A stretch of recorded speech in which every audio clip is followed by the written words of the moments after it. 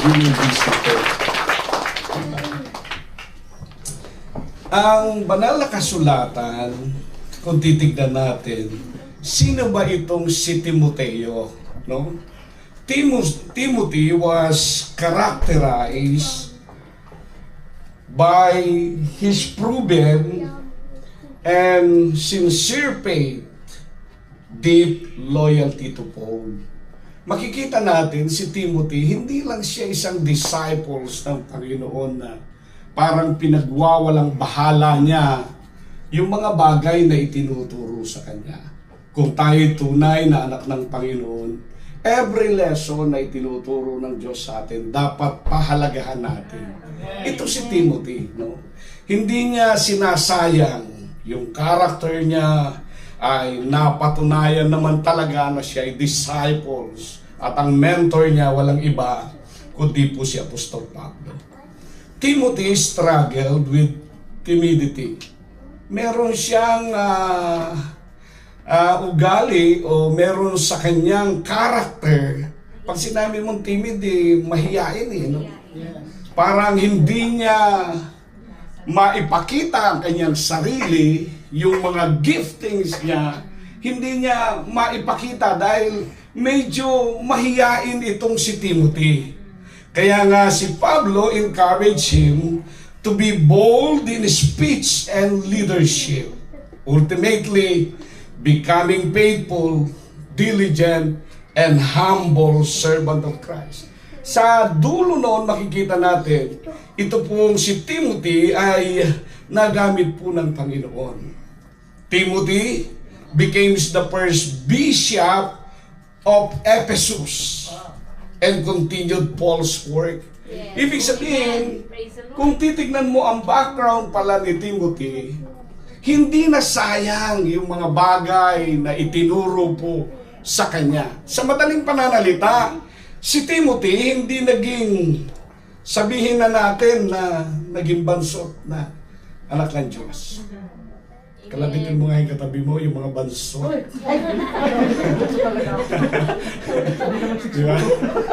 Si Timothy, lumago talaga sa pananampalataya. Hindi ka magiging bishop ng isang congregation kung hindi ka lumago sa pananampalataya.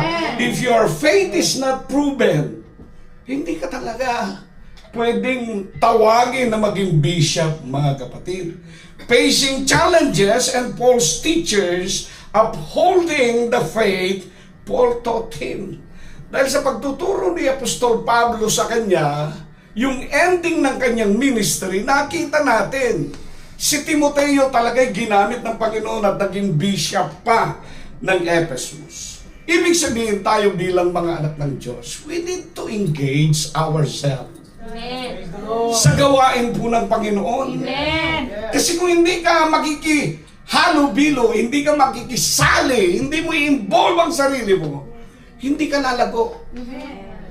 Konting pagsubok lang, parang nananamlay na yung pananampalataya mo. That's right. Diba? Kung yung nang matitibay na sa pananampalataya, kung yung nang malalim na sa pananampalataya, kung yung nang matagal nang naglilingkod sa pananampalataya, pag dumating yung pagsubok, nawawala pa. Buti na lang wala dito sa Hong Kong yan. Sa Malolos, meron yan. Ha? Di ba? Napansin nyo ba yun? Naging observant ba kayo? Di ba? Kung titignan mo, matatagal na sa pananampalataya, tapos makikita mo, biglang mawawala sa pananampalataya. Nakalulungkot yun. Yes. Siguro isipin ninyo sa puso ninyo, okay lang. Pero sa pastor, masakit yun. Masakit yun. Amen. Amen. Sino sa inyong nawala ng mahal sa buhay? Taas nga ang kamay, taas nga. Nakikisimpatya ako sa inyo.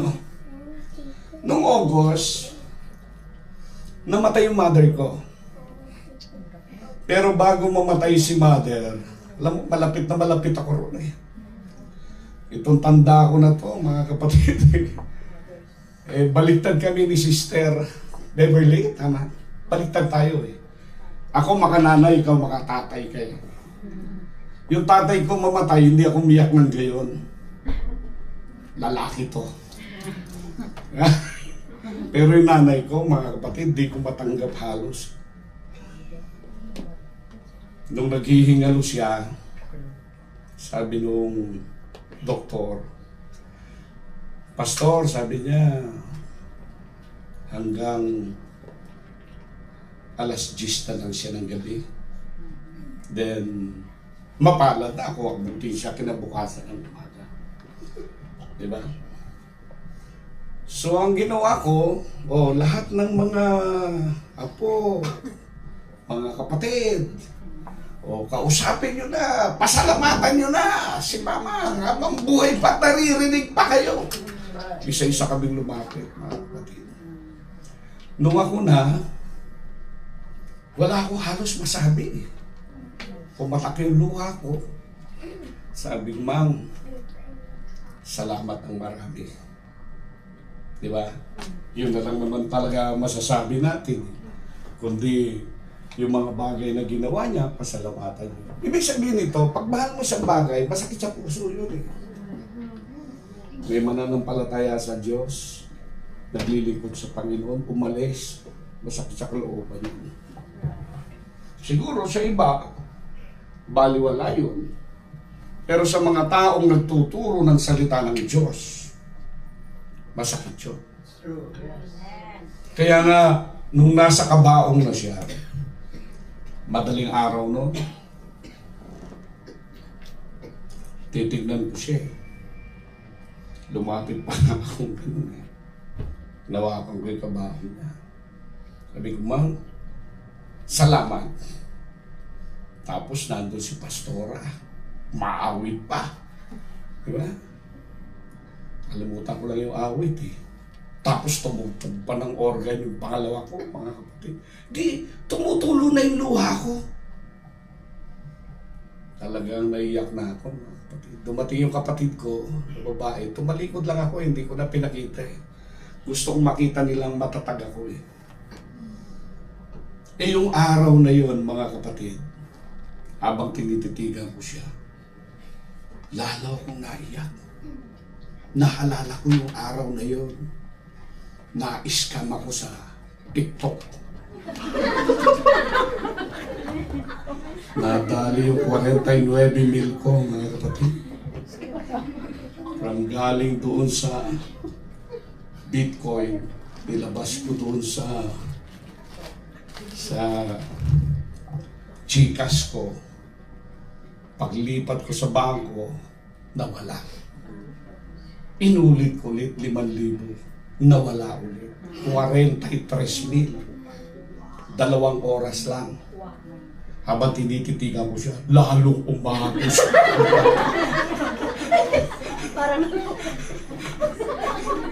Yung cellphone ko, halos ibato ko eh. Naalala ko, utang din yun. Hindi kumain. Hinagis ko doon sa kutsyon eh. Buti na lang doon sa kutsyon ko hinagis. Kung sa lupa yun, basag yun. Binabayaran ko pa, mga kapatid. Diba? What is my point here, mga kapatid, kaya ako sinishare? Napakabigat sa puso ng mga taong nagtuturo. Yung isang mananampalataya, kasama mo. Diba? May panahon na kumakain kayo, para wala akong kausap. Panahon na nagsishare ka ng salita ng Diyos.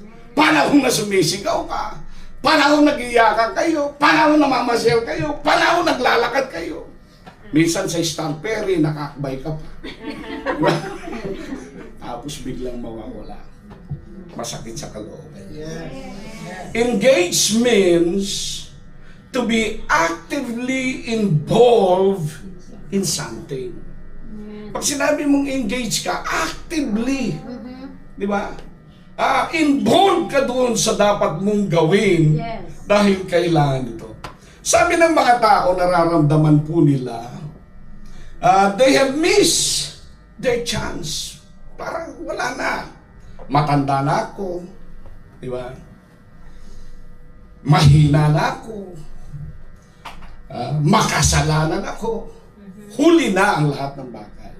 Sabihin mo nga sa tabi mo, hindi pa huli. Marami pa tayong magagawa. May magagawa ka pa sa kaharian ng langit, mga kapatid. If you will involve yourself, marami pa tayong pwedeng gawin habang tayo nandito sa Hong Kong. Ang bihira. Huwag mo sabihin na matanda ka na. Ba't kailan ka ba bumata? Diba? Huwag mo sabihin na mahina ka na. Lakas-lakas mo. Kung saan-saan ka nga nakakapamasyal. Diba? Pumunta ka sa Hong Kong para hindi ka maging talunan. Lalo na yung mga bago na pumunta rito. Naalala ko yung panganay namin. Punta na ako ng Canada. Anong gagawin mo ron? Tatrabaho na ako doon. Doon na kami maninirahan. O sige, maganda. Di benta natin yung bahay mo. Binenta namin. Hati-hati kami, mga kapatid. Isang buwan lang daw, gusto na umuwi.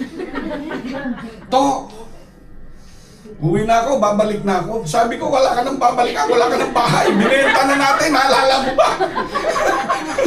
Magpakatibay ka dyan, hindi kita ganyan kilala. Kilala kita, malakas ang kalooban mo, hindi ka basta-basta sumusuko.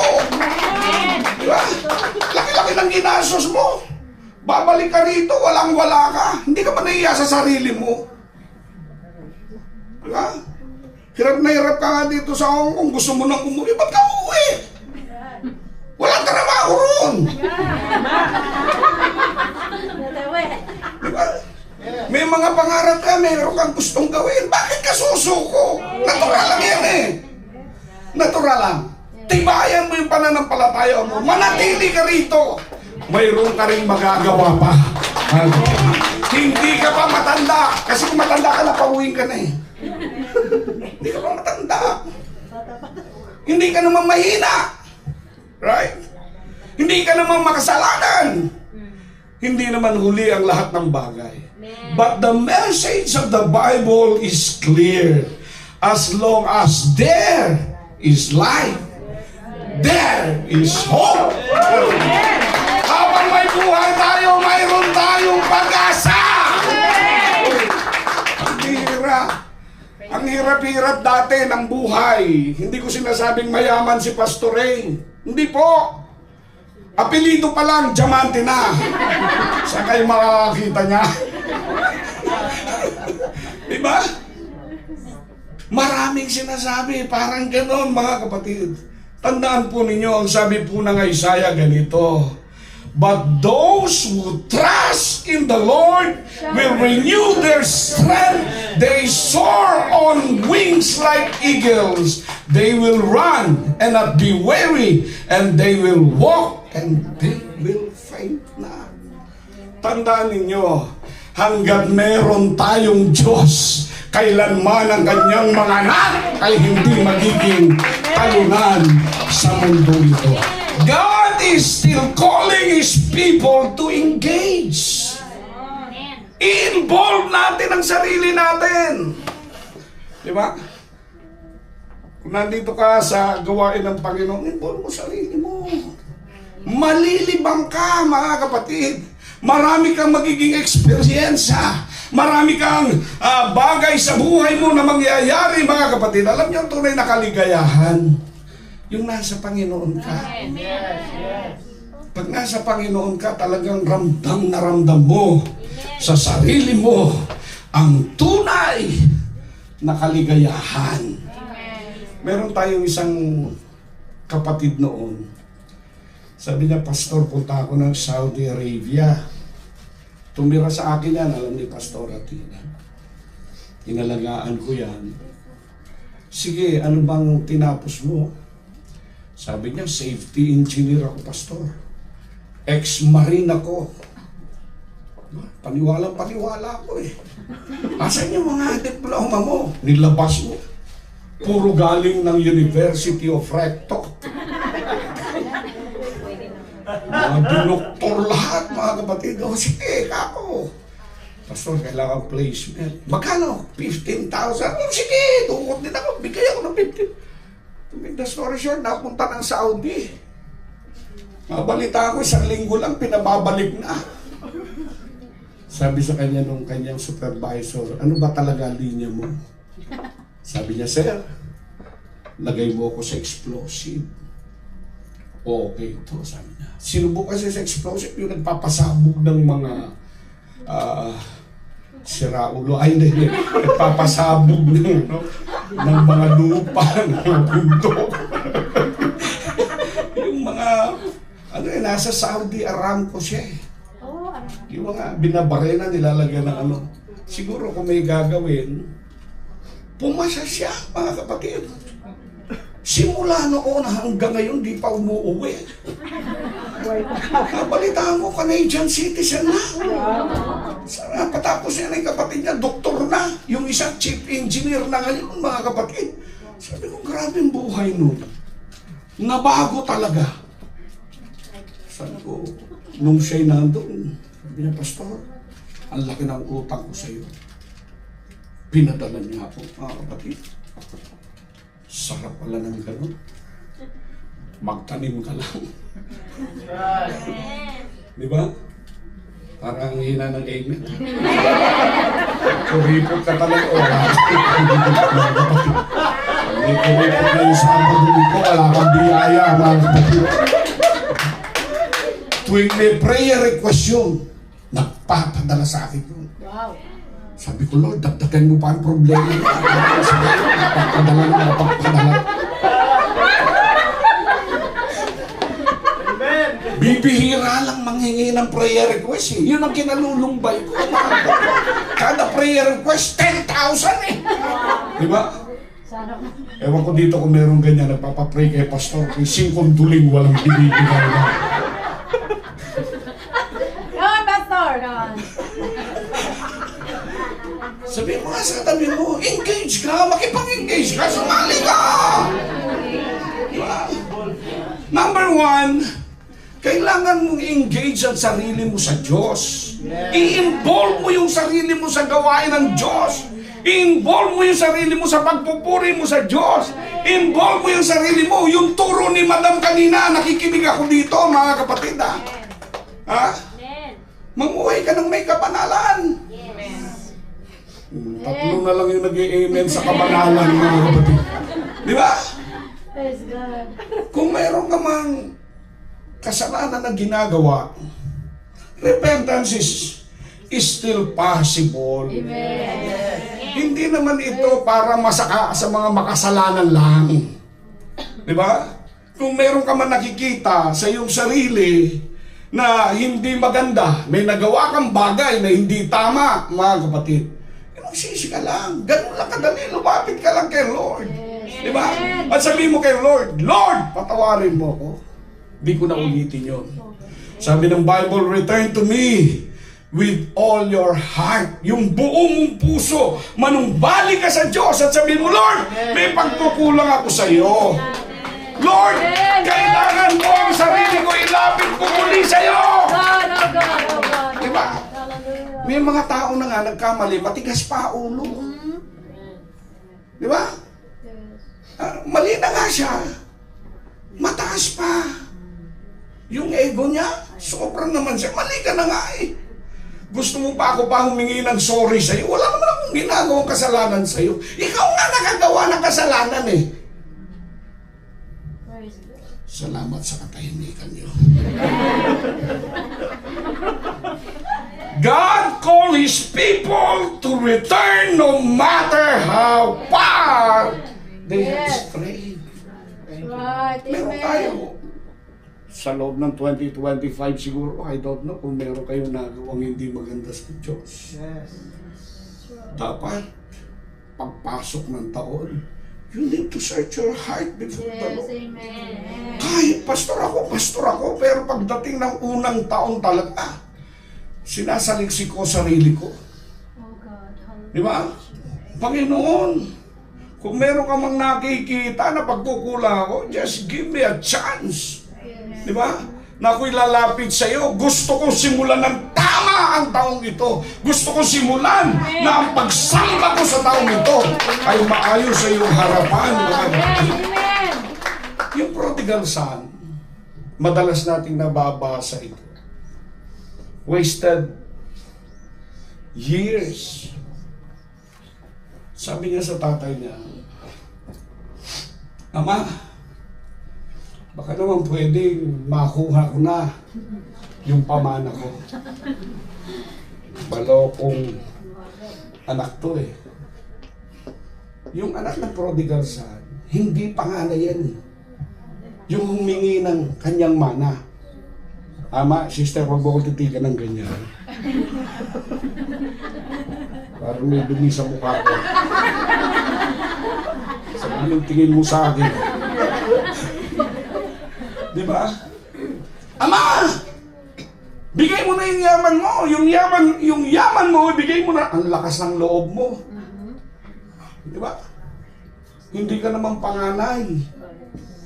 Under the Mosaic law, yung panganay lang ang may karapatan ng double portion ng mana na kayamanan na galing sa kanya. Yung panganay lang, panganay ka. Oh, parehas tayo. Pero yung pangalawa ka. Oh, muntik na. Pangalawa ko. Diba? Sir, Mosaic law, under the law of Moses. Yung panganay, double portion ng mana niyang kanyang ama, pwede niyang kunin. Pero yung pangalawa, wala yun. Walang karapatan yun. Siya pa ang matapang. Bigay mo na sa akin yung mana ko. Itong tatay na ito, napakabait niya. Hindi man siya nagreklamo. Binasa niyo siguro yung Bible. Di naman siya nagtampo. Binigay niya eh. Nung ibigay niya na ito, pero walang in-specify kung magkano. Pero may halaga. Lumayas ito. Nagpakalayo-layo.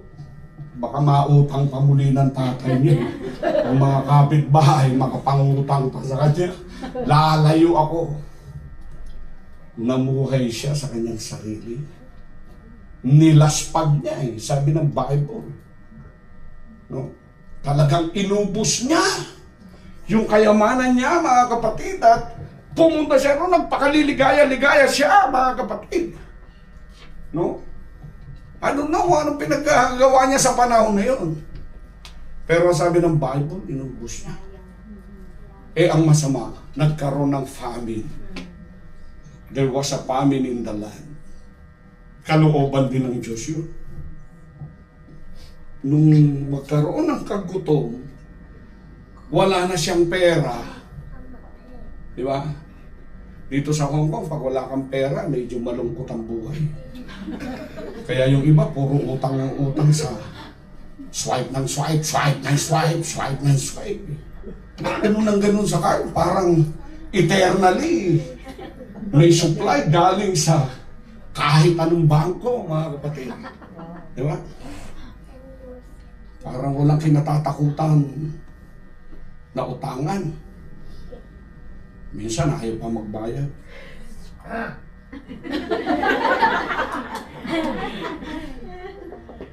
Merong isang kapatid galing sa abroad eh. Ilang buwan lang. Bus na yung pera. Pastor, baka pwede naman akong pautangin mo. Ang bihira ka. Ganda-ganda ng trabaho. Sa akin ka mangungutang. Bihira na nga tayong magkita. Uutangan mo pa ako. Ako sa totoo lang, ayaw ko magpautang. Sabihin mo ng kuripot ako. Kasi pag di ka makapagbayad, di ka nasasampay. Buti si Pastor Richard, pwede mangutang. Sir, pautangin mo ako mamaya. Diba? Ilang buwan lang, wala nang pera, mangungutang na sa'yo. Samantala ilang taon ka nagtrabaho. Diba? Itong mayaman at itong tao na to, hiningi na lahat ng kanyang mana. Naubos na. Wala na. Nagkaroon ng kagutom. Sabi, namasukan na siya. Nung mamasukan siya, binigyan siya ng trabaho. Caregiver ng mga baboy. Sa Mosaic law, bawal yun. Yun ang pinakamababang antas ng trabaho sa panahon nila. Bawal yun eh, baboy. Subukan mo sa bahay kasama mo baboy. Diba? Buti pa nga yung isang kapatid, pusa eh. Pinoproblema niya yung pusa eh. Diba? Baboy. Diba kaya nga salitang baboy? Baboy. Kailangan ko pa bang ipaliwanag yung baboy? Baboy nga! Magulo, marumi, masukal, mabako, baboy nga! Diba? Opo siya ron. And then, he came into his mind the realization na doon sa bahay ng aking ama. Yes. Di ba? Doon sa bahay ng aking ama. Marami rin naman siyang alipin. Marami rin naman siyang alila. Pero,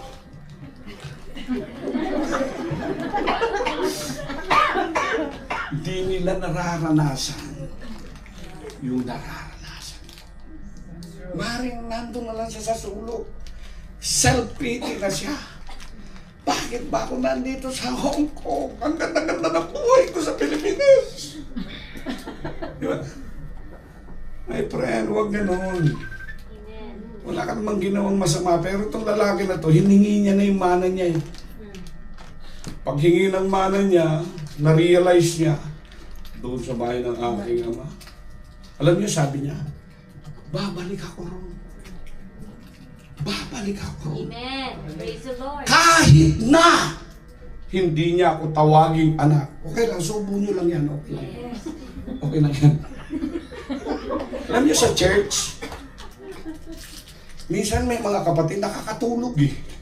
Malamig yung simbahan, nakakatulog. Sabi ko, hayaan nyo lang silang matulog kasi nakakatulong tayo sa kanila. Eh, sa bahay nila, di sila makatulog. Di nakakatulog sila. Okay lang yun. Diba? Kaya kung kumakain kayo, para kayong nanonood ng sine, mga kapatid. Paliliwanag ko ng maganda, para ka nasa sinehan, ha? Okay lang nga, walang bawal.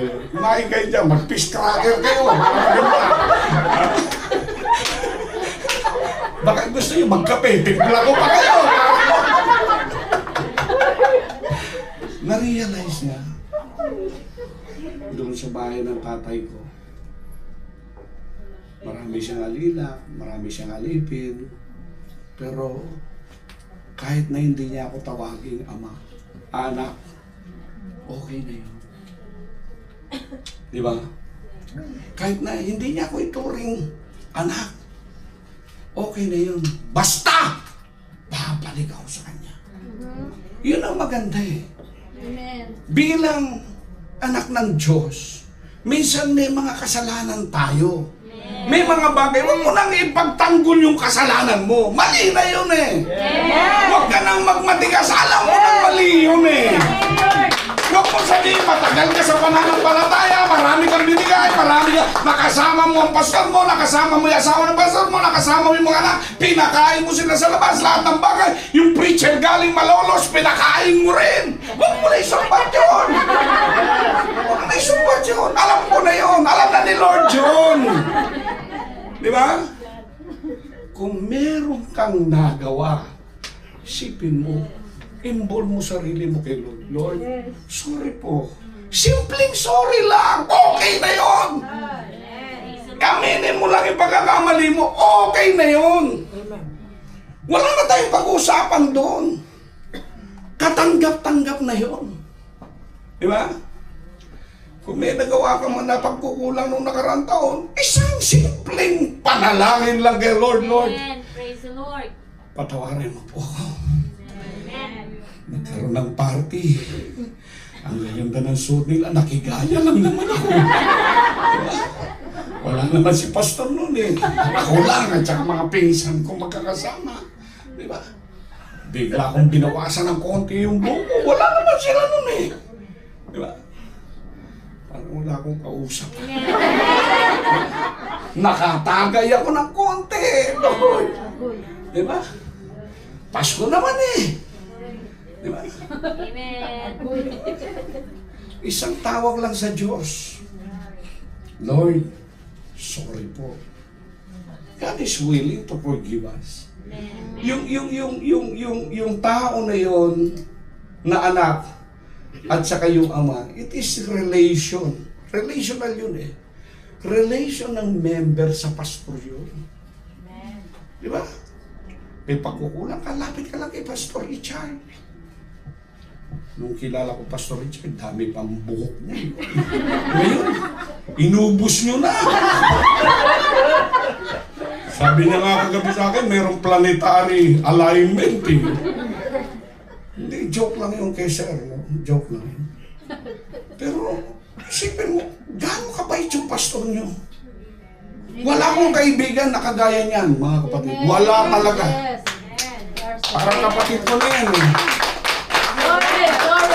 Ganyan din yung sinabi ko ng anniversary sa ibang simbahan. Hindi, joke. Parang yung Amerikano, Filipino people are very responsive. I love the Philippines. I will go back to the Philippines again and again and again. Di ba? Nuuto lang tayo.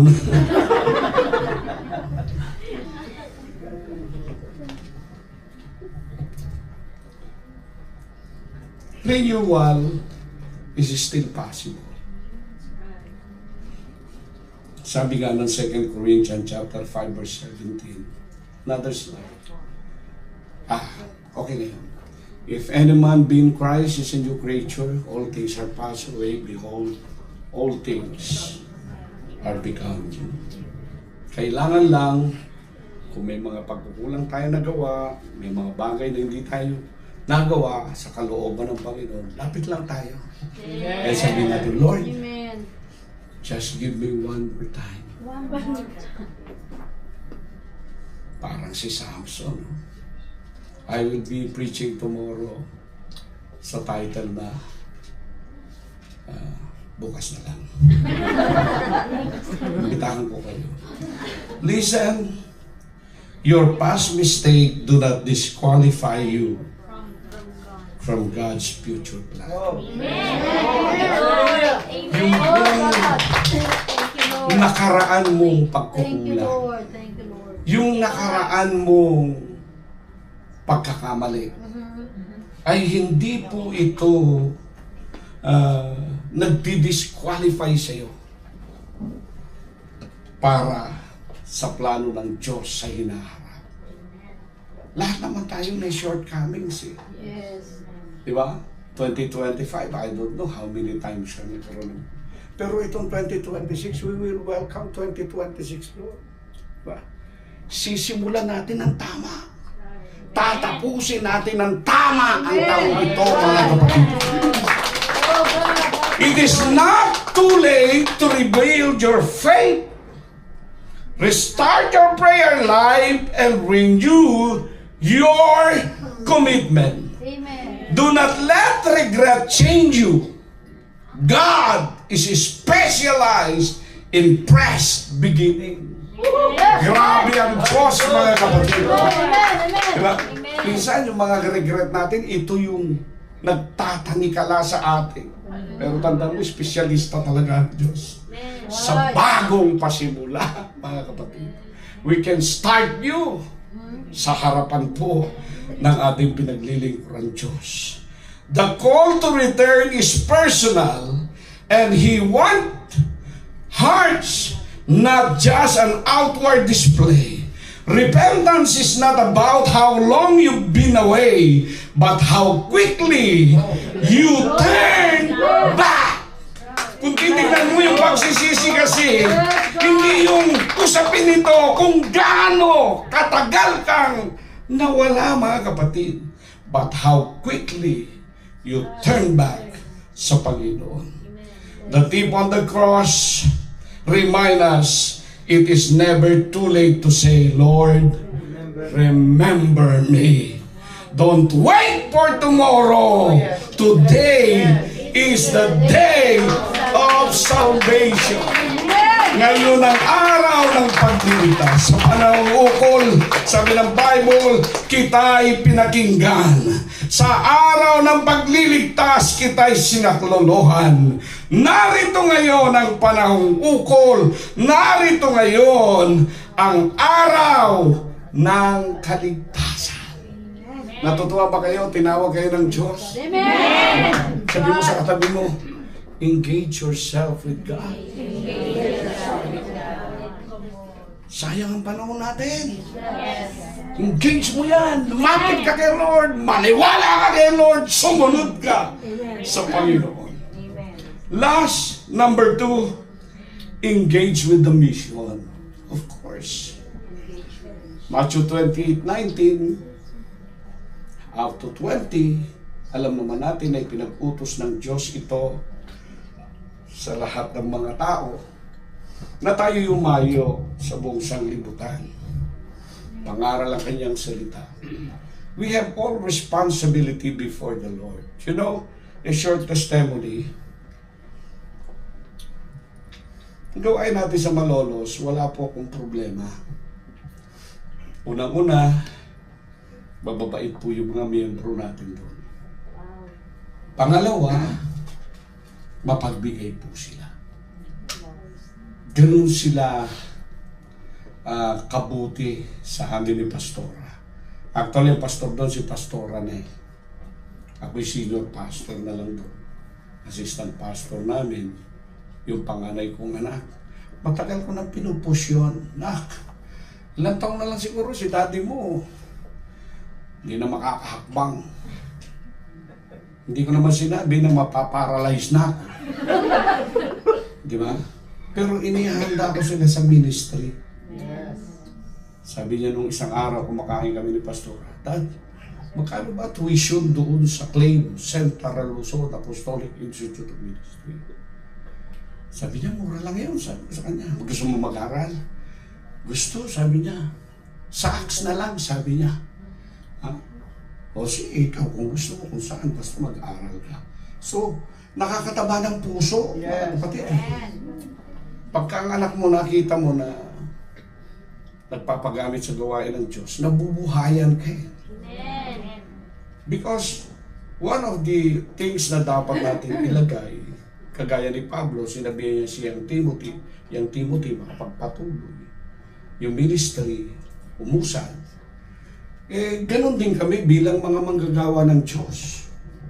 Na gusto namin, hindi masayang yung mga ministry na pinasimulan namin. Tama ba? Magpatuloy ito at magamit pa sila ng dakilang Diyos sa huling kapanahunan ito. Hindi porque tinuruan mo yung mga tao, pag wala ka na, wala na rin sila. Hindi po. Ako walang problema doon sa pangalawa ko, pastor yun eh. Actually, may maganda akong balita sa inyo. Mag-aasawa na. Diba? Imbitahan ko sana kayo eh. Ang layo nyo lang eh. Sa April 14, ikakasal na po sila. Nakakatuwa eh. Pastor eh. Diba? Pag pastor yung anak mo, talaga lahat gagawin mo. Yung panganay ko nag-asawa, wala akong nagastos, kahit 5 duling eh. Sabi ko sa kanya, Dad, Nak, bigyan na lang kitang regalo, okay lang. Sa panganay eh. Okay, Dad, bahala na kayo ni Mami. Bigyan kita 100,000, okay lang sa'yo. Sabi mo, sobra ka naman, kung di pa okay sa'yo. Biniro ko yung anak ko, pangalawa. Nak, sawa ka na. Basta ngayong taon, 200,000 bibigay ko sa'yo. Yabang nung daddy eh. Eh, tinutuo, patay ako ngayon. Kaya pagdating ng December, lagari ako eh. Umaga, hapon, gabi, puro preaching engagement eh.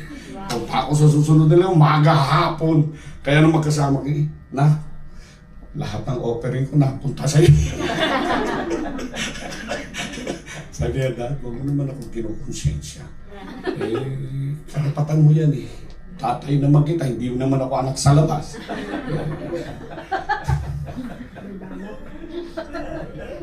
Basta ako, maligaya ako sa iyo. Dahil anak ng pastor, mapapangasawa mo. Parang may dumaan na ano. Engage yourself with mission. Sabi mo sa katabi mo, Engage mo sarili mo sa mission. Sali mo yung sarili mo. Pastor, kasali ko! Diba?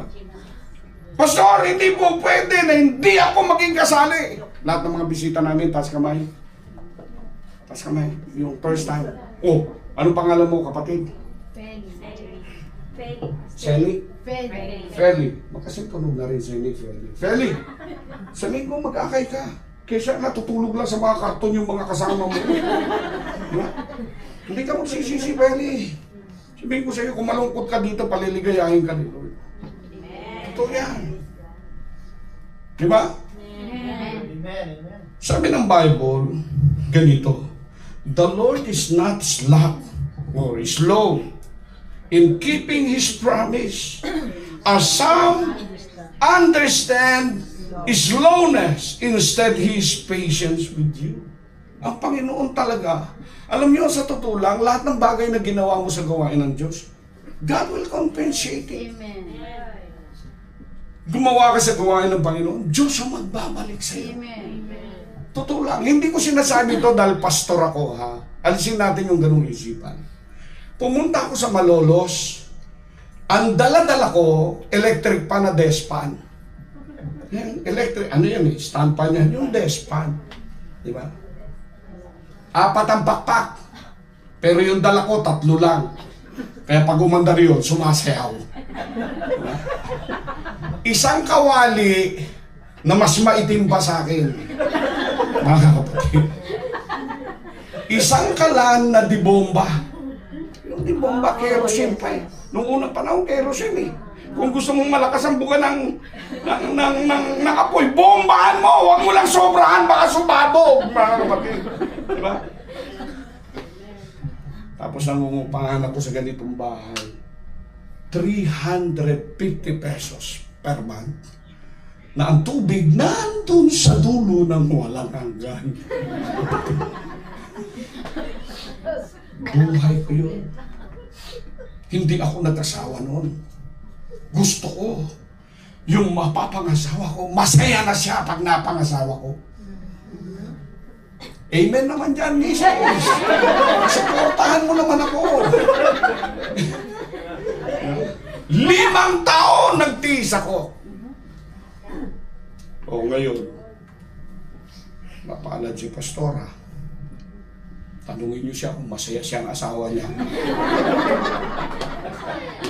Nandun kami sa Paulon, doon sa may pato na malaki ron. Part doon, malapit sa Muslim. Sabi ko sa kanya, will you marry me again? May paluhod-luhod pa. Will you marry me again? Kili-kilig siya. Hindi ko pa narinig yung yes niya. Sabi nung kapatiran, kinikilig, sabihin mo, Pastora, yes, yes, yes!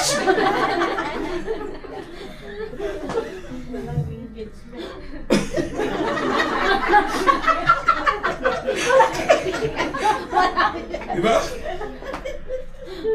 Engage yourself mission. Pag nasa mission ka, bahala si Lord sa'yo. Hindi lang pastor pinagpapala. Kahit yung maliit at pinakamababang membro ng church. Bless me, Lord. Amen. Amen. Naalala ko si Pablo. Papunta siya ng Roma. Paglilitis, pupunta niya sa Roma eh. Yes. Namusap yung anghel ng Panginoon sa kanya. Amen. Na-divert yung paglalakbay nila. Yes. Napunta sila sa Melita. Di ba? But the Lord spoke to him, sabi niya, napakapanganib ng paglalakbay na gagawin niyo, Pablo. Di ba? Kinausap siya ng anghel ng Diyos. Kinausap niya yung hindi ko alam yung proper word, tawag doon sa tao na, basta yung tao na yun. Kinausap.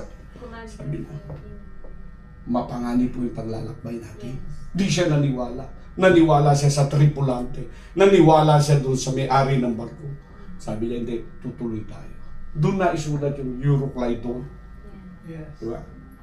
Nasira yung daong nila. Lumubog yung daong nila. Buti sila lumutang eh. Lalagoy-lagoy sila doon sa Melita. Alam niyo ba yun? Yes. 260 plus na mga prisoners. Papatayin na natin to! Sabi nung wag. Hayaan nyo sila makarating sa pangpang. Lahat sila nabuhay. Walang namatay kahit isa. Ganun kabuti yung Diyos eh. Kahit minsan yung matigas kang kasama, yung ulo, tigas-tigas, dapat pinatay mo na yan eh. Pero hindi rin pinatay ni Lord eh. Lalago ka pa dyan. Yes. Di ba? May kasama ka minsan, tigas-tigas ang ulo. Ayaw tanggalin ni Lord sa'yo eh. Bakit? Gusto niya pang lumago ka. Yes. Amen. Praise the Lord. Praise God. Sinindihan ng mga barbarian, yung mga local people, nagpadinga sila ng apoy, sunugin kaya natin to. Di ba? Pinadingas nila. Dumampot si Pablo ng kahoy, inilagay niya. Paglagay niya ng kahoy, pumalupot, tinuklaw siya. Sabi ng mga barbarian, hindi namatay ito sa dagat. Makasalanan to. He is a murderer. Mamamatay siya. Mamamaga siya! Sipin mo yung hula sa'yo ng mga demonyo. Hinihintay yung... May mga taong gano'n, no? Hinihintay yung pagkabagsak natin. Yes. Hinihintay nila makita nila. Kaya ako minsan nagbibiro sa kay Mrs. Pakuha tayo. Ayaw nga minsan magpakuha niyan eh. Tara, halika dito mami. Pakuha tayo dito sa matataas na building. Sumama ka sa isang lolo. Lolo eh, no? Pakuha kami. Bakit ka na kuha? May inisin lang ako. Diba? Minsan pinangiinis ko na rin eh. Marami kasing mga taong mapang-inis eh. Di ba? Parang hindi kayo naniniwala. nung makakagat siya, hinihintay siyang mamatay eh. Mamamagato. Pero hindi namatay si Pablo. Why? Si Pablo kasi, may plano pa ang Diyos sa kanya. Yes. Right? Anong ginawa niya? Nung marinig ni publiko, ang sabi ng Bible, yung tatay niya may sakit sa tiyan. Cancer nga eh, dumudugo na eh. Pero sabi ng Bible, lagnat lang. Minsan hindi ko alam tuloy yung Bible kung sino tama eh. Pero, sakit sa tiyan. Pero sabi ng Bible, lagnat. Eh, sabi naman ng Bible commentary, dumudugo yung bituka. Eh, simple lang eh. Nilagnat kasi. Pinag-pray lang ni Pablo. Nagko-contest, oh. Sabi niya, nilagnat kasi. Sabi mo, oh, masama na yung loob, eh. Pinag-pray ni Pablo. Gumaling, sister. Biglang nawala yung sakit. Praise the Diba? Lord. Nakita ng mga tao, sabi niya, aba, Panginoon. marami pang mga tao dito may karamdaman. Tinawag nila lahat na may sakit. Pumunta kay Pablo. Pinag-pray ni Pablo. Lahat na may sakit, pinagaling ng Diyos. Amen. Praise the Lord. Anong ginawa ng mga tao nung palis na si Pablo? Sabi ng Bible, lahat ng pangangailangan ni Pablo, ibinigay po ng tao. Yes. Remember this, once na-engage mo yung sarili mo, okay lang, nagtatrabaho ka, may magagawa ka pa naman, may oras ka pa naman, paggamit ka, engage mo yung sarili mo sa mission. Alam nyo, ang Diyos, nagbibigay po ng pagpapala sa lahat ng mga tao Amen. nagpapagamit po sa Kanya. Yung hindi ka, anong tawag dito? Hindi ka ganun, pinagpapala talaga ng Diyos yan. Amen. Sabi ko din sa isang pastor, makikita ko siya nagda-dialysis siya eh. Nahipo talaga ako sa kanya, naawa ko. Pastor, how many times siya nagda-dialysis? Twice a week. Ninong patawag sa akin, Ninong. Di ba? Hipo talaga ako. Kung may magagawa lang ako, padadalang ko siya linggo-linggo eh. Awa talaga ako mga kapatid. Di ba? God delayed judgment so more people can be saved. Yes. Hinihintay eh. Sabi nga ng banal na kasulatan, Praise the Lord. halos lahat ng palatandaan nandyan na. Diba? Yes. Wars and rumor for wars. Matthew chapter 24. Nandyan, nakitang-kita na natin eh. Yes. Diba? Yung mga threat sa mga bansa, nakikita na natin. Euphrates River, natuyo na. Diba? Yung sa templo, nakahanda na lahat ng mga gagamitin doon. Yes. No? Hinihintay na lang na itayo ito eh. Pag itinayo yun, sabi ko, Lord, thank you, Jesus. Wow. Diba? Pero hanggat may pagkakataon, we need to engage ourselves. Amen. Yung isang kaluluwa kasi, mga kapatid, ang halaga niyan, higit pa sa buong sanglibutan. That's right. Diba? Yung price ng isang kaluluwa, hindi mo pwedeng i-compare ang isang kaluluwa sa yaman ng buong sanglibutan. Alam mo, kung yung buong sanglibutan kinumpara ng Diyos sa isang kaluluwa, isipin mo, gaano kamahal ang isang kaluluwa sa harapan ng Diyos. Isa lang madala mo. Isa lang ang makakilala. Isa lang ang tumanggap. Isa lang ang mabautismohan ayon sa John chapter 3 verse 3 to 5 na tinupad niya sa Acts chapter 2 verse 38, 8, 16, 10:48, 9 verse 1 to 5, mga kapatid. Sinuporta ng Colossus 3:17, Acts chapter 4 verse 12. Amen. Diba? Walang ibinigay sa silong ng langit na sukat natin ikaligtas, kundi sa pangalan ng Amen. Jesucristo. Isang kaluluwa lang. Yes. Ang yaman nito at halaga nito ay ang buong sanglibutan ang ikinumpel. Amen. Praise the Lord. Whether young or old, new believers or seasoned Christian, there's still a role for you. Moses was 80 when God called him. Paul still wrote while he is in prison, mga kapatid. Engaged in soul winning, it is the act of leading someone to faith in Jesus Christ. It is rooted and in the belief that every person has eternal soul. Ang bawat mga tao ay mayroon pong walang kaluluwa. With God, it is never too late to repent. Renewed and response. Don't waste another day thinking your time has passed. God, timing is perfect. It is never too late. Engage now with God, with His mission, because it is never too late. Hindi pa huli ang lahat. Praise God. Remember this, bilang mga anak po ng Diyos na nandito sa church na ito. No? Just hold on. Your blessing is coming. Hold on. Amen. Your season is coming. Kailangan lang bilang mga anak ng Diyos, engage natin ang sarili natin sa Diyos. Kapag meron na tayong magandang relasyon sa Diyos, engage natin ang sarili natin sa mga kaluluwa na nangangailangan po ng kaligtasan. Shall we all stand po sa atin? Praise God. Praise God. Hallelujah. Engage. It is never too late. Bilang mga kapatid natin dito, hindi pa po huli ang lahat. Sabihin mo sa katabi mo, may magagawa ka pa. May magagawa pa tayo sa paglaluto ng gawain ng Diyos. Shall we raise our hand before the Lord? Let me challenge you today. Handa ka bang makipag-engage sa Diyos? Handa mo bang ibigay ang iyong sarili sa Panginoon? Alam nyo, lahat naman ng bagay na nilalapit natin sa Diyos, everything is conditional.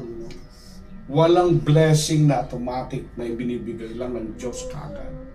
No, everything, kahit ano man ang gusto nating makamtan, kailangan pagbayaran mo po ito.